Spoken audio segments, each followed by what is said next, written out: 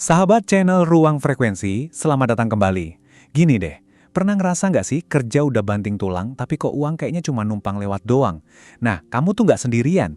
Ini karena ada satu ilmu super penting yang sayangnya nggak pernah diajarin di bangku sekolah, ilmu soal duit.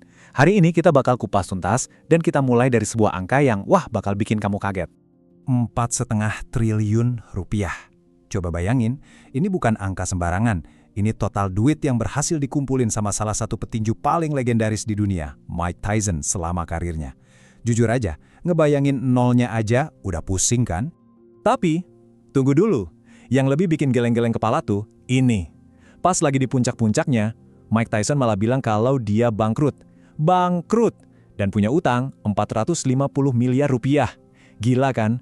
Pemasukannya triliunan, utangnya ratusan miliar. Gimana ceritanya ini bisa kejadian? Kok bisa orang yang duitnya sebanyak itu malah jatuh miskin? Nah ini nih pertanyaan penting yang mau kita bedah bareng-bareng. Karena kasus ini tuh bukti nyata.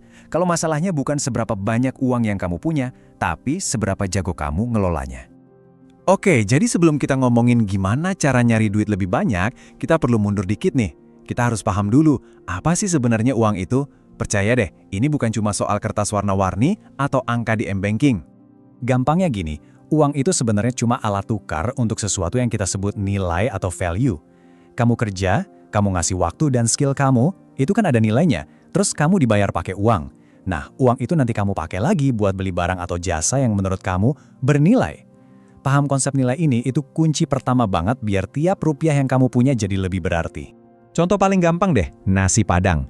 Ada kan yang harganya 10.000 perak, tapi ada juga yang bisa sampai 75.000. Kamu mau makan siang di mana? Nah, pilihan kamu itu nunjukin gimana kamu menilai value atau nilai dari sepiring nasi Padang. Uang itu cuma alat ukurnya. Coba deh, sebelum keluarin duit, tanya dulu ke diri sendiri. Ini sepadan nggak sih sama nilainya?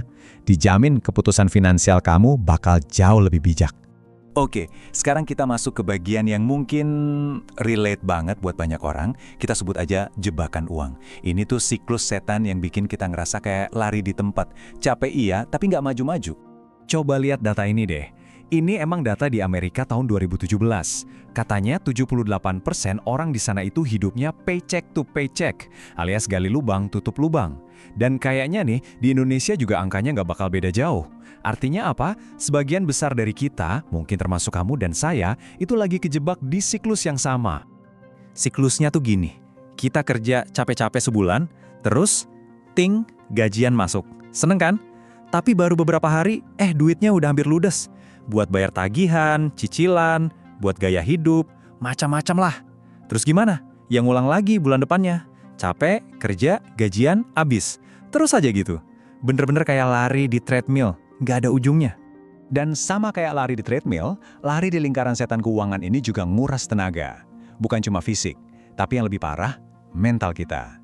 Stresnya itu loh, tekanannya beneran nyata dan dampaknya bisa dalam banget. Di sini saya mau cerita sedikit yang cukup personal. Ayah saya dulu itu tentara.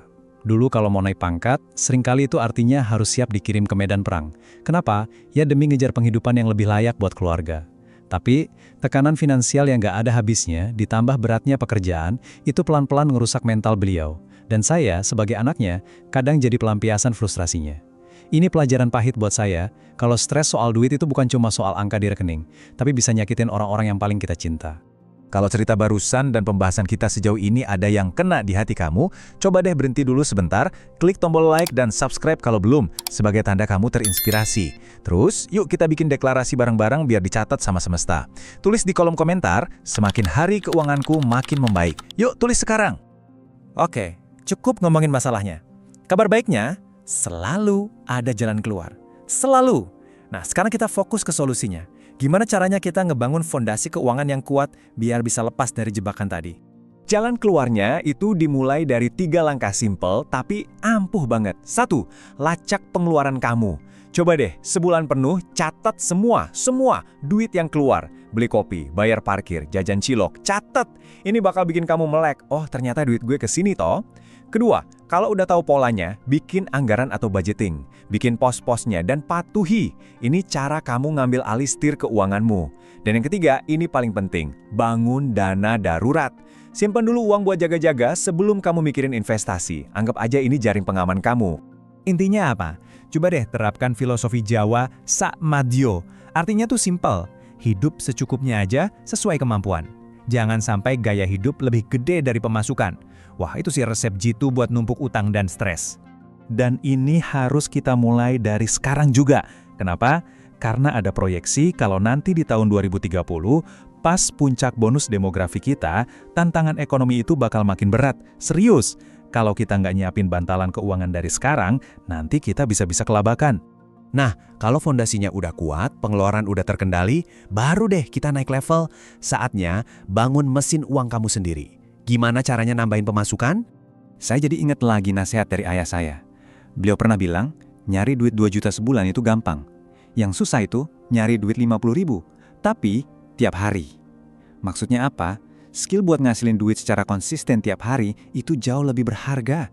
Kenapa? Karena itu bisa dikembangin. Hari ini 50.000, besok bisa jadi 60.000, lusa 70.000, dan seterusnya.